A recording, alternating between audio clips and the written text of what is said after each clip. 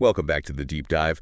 Today we are cutting straight to the chase. It's the big email showdown for 2025. Spark Mail versus Canary Mail. Our mission is pretty simple. We want to figure out which one is actually worth your money. Right. And for you, listening, I think the conflict here is really clear from the start. It's all about your priority, right? Is it team collaboration, shared drafts, all the stuff Spark screams about? Or is it military-grade encryption and privacy? Keeping everything local. That's Canary's turf. Exactly. We're going to drill down on what really matters. Pricing, security architecture, and whether the AI features are actually useful or just, noise. Yeah, just marketing fluff. Yeah. Yeah. It's about deciding if you need that collaborative suite or a bulletproof tool for, say, a solo professional. Okay, let's start with the money then, because Canary takes a pretty big lead here right out of the gate. A huge lead. Spark is $60 annually. That's a recurring fee year after year, just for an email app. That stings a little. And if you look at the long-term math, it gets even more interesting. Canary's growth plan is, what, $36 a year? Right, 40% cheaper up front. But here's the kicker.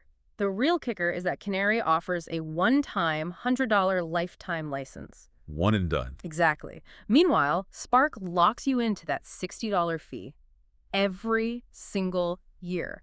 You really have to ask if their team features are worth paying for forever. And feature-wise, Spark really does hang its hat on that team stuff. The shared drafts, smart inbox, AI compose. Yeah. Though that AI has monthly limits, doesn't it? It does. And then you have Canary with its AI co-pilot and the sidekick thing, which lets you basically have a conversation with your entire email history. Which brings us to, I think, the most critical point of divergence, the security. Yeah, this is the big one. Especially if you're in a field like healthcare or legal or finance, this is paramount. So break it down. What's the difference? Well, Spark is pretty open about it. They use server-side processing for things like push notifications and scheduled sends. Wait, what does that actually mean for the user? Yeah. It means your private login credentials and parts of your messages physically touch their servers. They have to.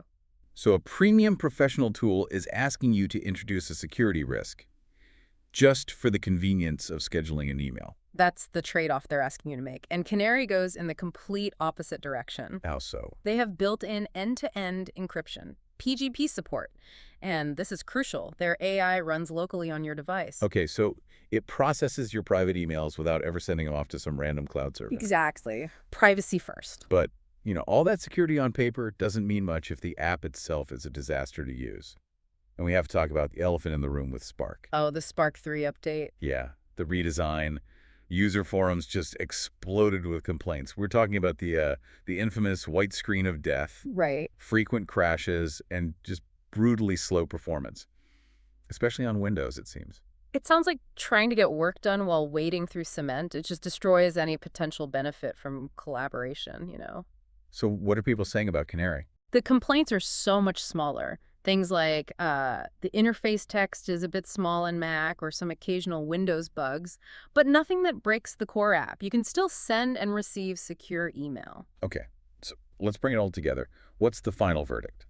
I think our conclusion here is pretty targeted. Spark wins, but only if your entire workflow lives and breathes in shared drafts.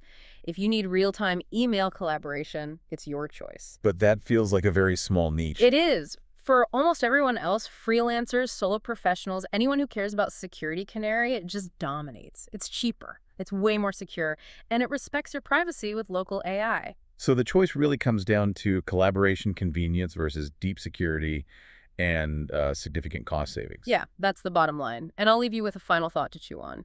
When you're looking at any software subscription, look past the shiny features and ask yourself this. Is that convenience worth a permanent, recurring $60 a year fee? Or is Canary's $100 lifetime license the smartest long-term investment you could possibly make in your own digital privacy?